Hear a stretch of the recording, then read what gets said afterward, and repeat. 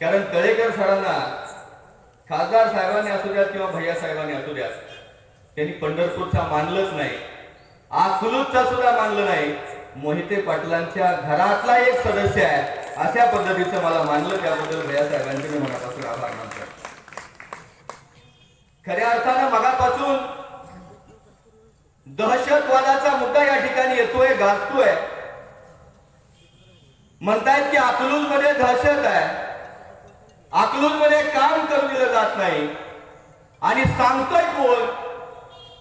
ज्या बाबासाहेब आंबेडकरांवरती विश्वास ठेवून भीमा कोरेगावला लाखो माणसं जातात, त्या भीमा कोरेगावमध्ये दंगली घडवणारा हा बीडचा मुकादम म्हणतोय अकलूज मध्ये दहशत आहे.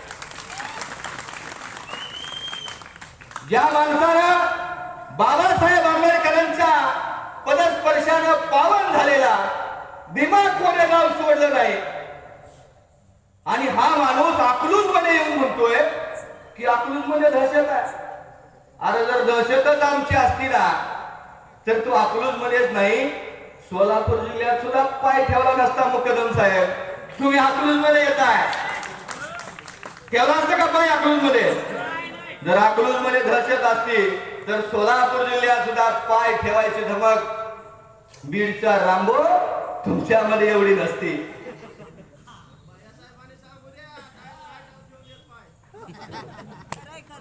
सोलापूर जिल्ह्यामध्ये भाजपचे नेते अनेक आहेत. आदरणीय सुभाष बाबू देशमुख साहेब आहेत, आदरणीय विजय कुमार देशमुख साहेब आहेत, सचिनजी कल्याण शेट्टी साहेब आहेत, राजेंद्र राऊत साहेब आहेत, समाधानदादा अवताडे साहेब आहेत. एवढे मातब्बर नेते असताना सुद्धा आमच्यावरती हे मानचा उघडा गडी आमच्यावरती आणून लादला. मग सोलापूर जिल्ह्यातली माणसं, सोलापूर जिल्ह्यातले भाजपचे नेते कुठे गेले? प्रशांतरावजी परिचारक साहेब कुठे गेले? जणू आमच्यावर मानवरून एक आणला आणि हा बीडवरून एक हे जरशागाईची खोंड आमच्यावरती जिल्ह्यामध्ये आणून सोडलेली आहे. खऱ्या अर्थानं तुम्हाला सगळ्याला खिल्लार माहिती आहे? खिल्लार खिल्लार खिल्लार गायची खोंड माहिती आहेत ना? त्या खिल्लार गायचं खोंड जर का मालक सोडायला गेला, वासरू,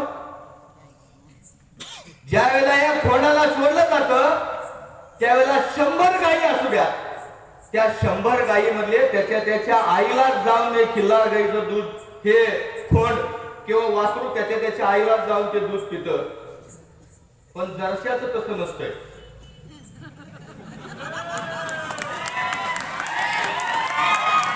जरशाचं तसं नसतंय. त्याला आई कळत नाही, त्याला बाप कळत नाही, सोडायला जाणाऱ्या मालकालाच प्यायला सुरुवात करतोय.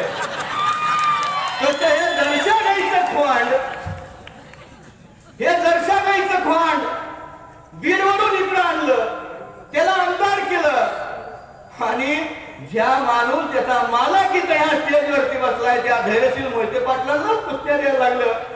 त्यामुळे या जरशा गाईच्या खोंडाला आता त्याची वाट दाखवल्याशिवाय हे अकलूजकर शांत बसणार नाही, याचा मला निश्चितपणाने जाणीव आहे. खऱ्या अर्थानं हा सोलापूर जिल्हा आणि हे अकलूज शहर म्हणजे सोलापूर जिल्ह्याच्या राजकारणाची राजधानी आहे मित्रांनो. आणि या राजधानीचा जो बुरुज आहे, हा राजधानीचा बुरुज शंकरराव मोहिते पाटलांनी बांधलाय. या राजधानीच्या बुरुजाचं संरक्षण माझ्या विजयदादांनी केलंय आणि त्याची रखवाली करण्याची जबाबदारी सध्या धैर्यशील मोहिते पाटलांवरती आहे. आणि या धैर्यशील मोहिते पाटलांवरती असलेली ही जबाबदारी आदरणीय भैया साहेब सक्षमपणाने पार करताना दिसत आहे. माझ्यावरती सुद्धा येत्या 2-3 दिवसामध्ये मोठी जबाबदारी देण्याचं त्यांनी ठरवलेलं आहे. त्यामुळं जिसकी नजर सबसे तेज, जिसकी नजर सबसे तेज उस बाज को चील कहते हैं. जिसकी नजर सबसे तेज उस बाज को चील कहते हैं. तोड़ने से भी ना टूटे उस पहाड़ को हिल कहते हैं. तोड़ने से भी ना टूटे उस पहाड़ को हिल कहते हैं. सुनो बीड़ के लकड़बग्घो, जो हारी हुई बाजी जीत ले उसे धैर्यशील कहते हैं. त्यामुळे या राजधानीचा गड म्हणजे अकलूजचा गड तुमच्या अकलूजकरांच्या ताब्यात आहे.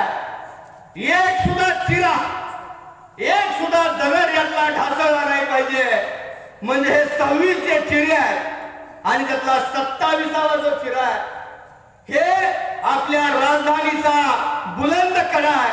हा कडा ढासळू न द्यायची जबाबदारी तुमच्या अकलूजकरावरती सोडतो आणि थांबतो. जय हिंद.